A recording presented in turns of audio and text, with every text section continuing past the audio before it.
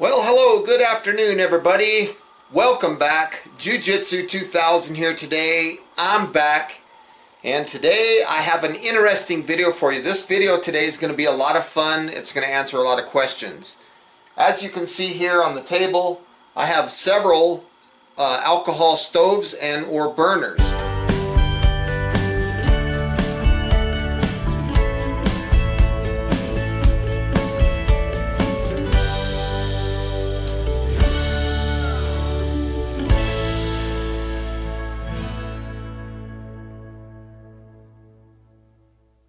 Right here in the middle, I have the Vienna burner or stove.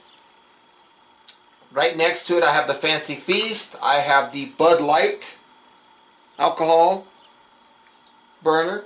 I've got the Arizona Tea penny can stove, and again, here's another Vienna stove. Now, the objective of the video today is to show you guys that you can cook on these. The common question that I get asked all the time is, can you cook something real on these stoves or burners? Now let me specify one more time the difference between a stove and a burner. A stove is something that will hold the pot without anything else holding the pot. A burner is something that needs something else to hold the pot. Now technically this is a stove, but today I'm going to call it a burner because I'm going to be using something to hold my pot. I've already filled it with alcohol. The alcohol today that we're using is just 91% isopropyl alcohol. I'm going to cook a hamburger today. Now the pot or pan that I'm going to use is a 10-inch cast iron grill type pan. Now that's too heavy for this to hold by itself. I mean, it probably would in a pinch. You'd probably be okay, but it would be pushing it. So I'm going to ease the pain a little bit on that burner by putting 2 bricks here. I'm going to kind of do them just like that. And the idea is that the bricks will hold the pan, and they'll also help direct the heat up into the area where I'm going to be cooking. So let me go ahead and start this up. Get it going here. Get that bad boy lit. Takes it a second to get going. And in the meantime, I'm going to set the pan right there. And we're going to start heating that pan up. Once the alcohol burner gets to the right temperature, and the priming step is complete, this thing will really come to life. Because there's a lot of questions of people asking, why do you choose the Vienna version versus the Fancy Feast version? The Fancy Feast version works just as good. It has just the same amount of output, less runtime though, and it requires a lot of cutting and stuff to make that. When you do the Vienna one that I like to do, and if you haven't seen that video, I'll post a link to how you can make these in the description box down below. They are extremely simple. They don't require any cutting, and they hold a lot more fuel. So that's why I choose those. So it looks like we're primed up and ready to go. I'm going to go ahead and put my frozen hamburger patty in there. I will put the lid on for now. And there's a little bit more meat there. Put that on there. And now I'm just going to wait. And in the meantime, I'm going to go turn this fan on so I can get some airflow out of this room. I'm out in the shop right now.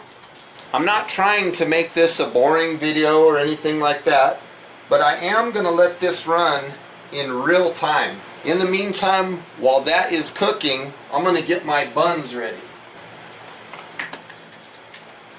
Little bit of mayonnaise, and these burners and stoves, they definitely have enough power to do this type of stuff. You know, I figured I could come out and I could boil some water, but that doesn't really show like the same effect as if you're cooking something real. And I have done videos in the past where I've shown these burners and stoves cooking, but for some reason those videos get overlooked.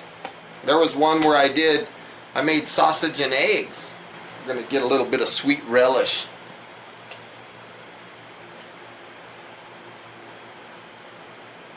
Oh yeah, check that out. That's going to be delicious. I don't want just a big glob right in the center. Look at that. This is Jiu-Jitsu 2000 culinary channel.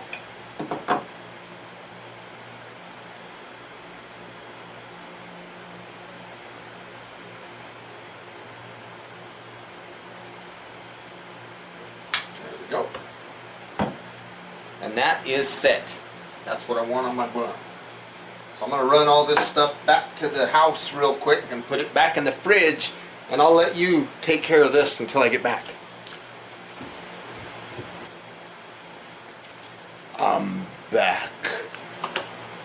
So let's take a quick glimpse and see how our progress is. You can hear it sizzling a little bit. It's definitely putting out the heat. Cast iron is thick, and it takes a little bit to get that going. So I'm looking underneath and I'm watching the flames, and the flames are coming up and they're spreading. I'll try to show that to you. So let me take this camera. Hopefully I don't make it too shaky. Sorry guys. Whew. Didn't mean to get so shaky.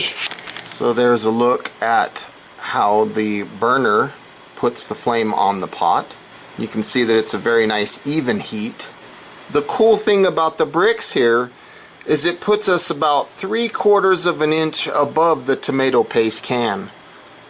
So it looks like it's doing very well. You can see the soot on the bricks because I'm using 91%. But that's what it looks like from here. Even when I cook with a backpacking stove, like say for example the Optimus Polaris or the MSR Whisperlight Universal, I cook these burgers quite often on those stoves, and it works good. And it takes probably the same amount of time, because on those I have to turn the heat down so I'm not burning it. I love that sound of cooking, that sizzling sound. Cool. Start to see it doing its thing. But who would have thought that alcohol that you can get at your local Walmart would be so effective for cooking? Look at that, 91% isopropyl alcohol. That's what I'm using. Oh, you can smell that meat too. Smells delicious.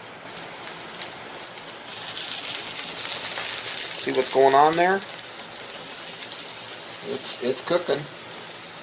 So right here I have a nesting cup. This will go right over that burner when we're finished, and it'll smother all the oxygen and it'll put the flame out. So that's what I'm going to use. Set that there for now, and I can really hear some serious cooking going on in there. Yep, you can see it. Yep, we're definitely doing some serious cooking.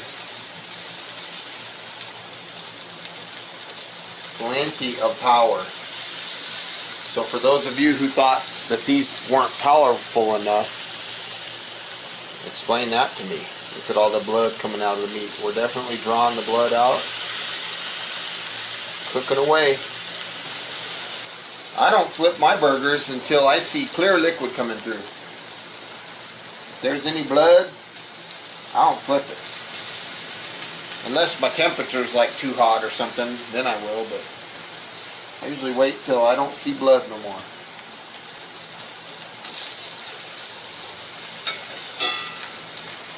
But this is very effective. Works like a champ. And hopefully you guys get to see, you know, how cool these little burners are. They're effective. They're cheap to make. They're lightweight. Cool thing I like about them when you take them out to the woods is they are silent. They don't make any noise. Yep. I don't see any blood anymore. Let's take a look at that. See that? No blood.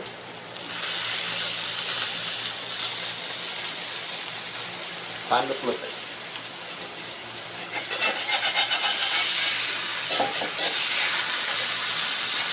There we go.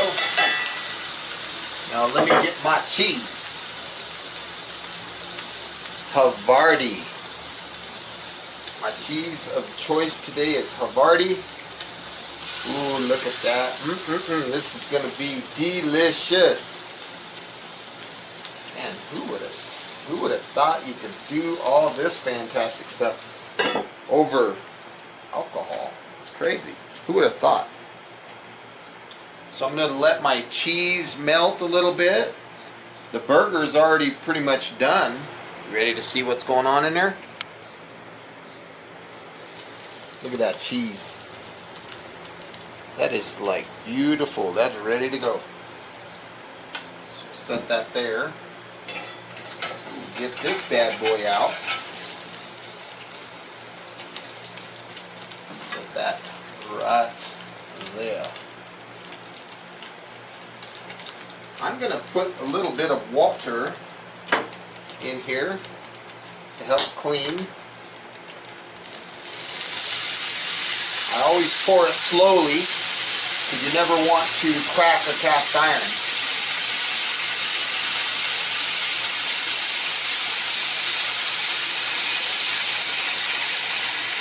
There we go. This will help make the pan easier to clean. 1 liter of water. Oh man, that's gonna be outstanding.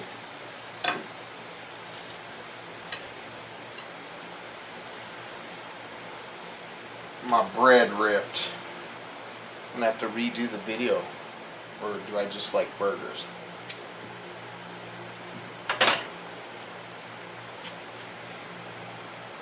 Take a look at that deliciousness. Man.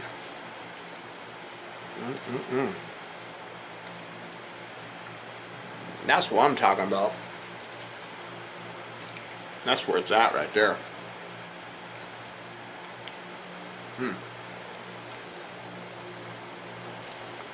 Juicy cheeseburger. I think I'm going to do this video again tomorrow.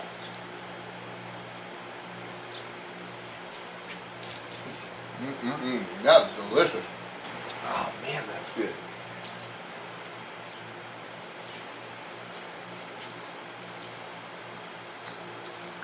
Don't laugh at me. Don't hate the player, hate the game.